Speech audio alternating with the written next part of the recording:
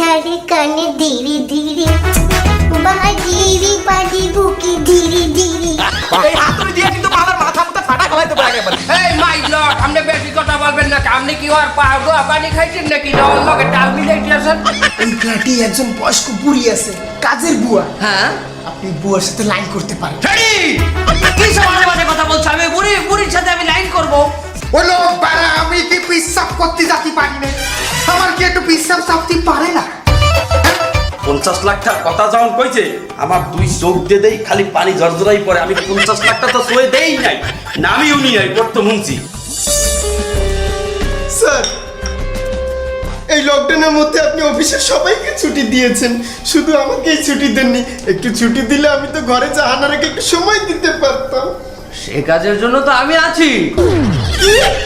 মানে তোমাকে ছুটি দেওয়ার জন্য ফ্রেডি আমি তো আছি, তাই না?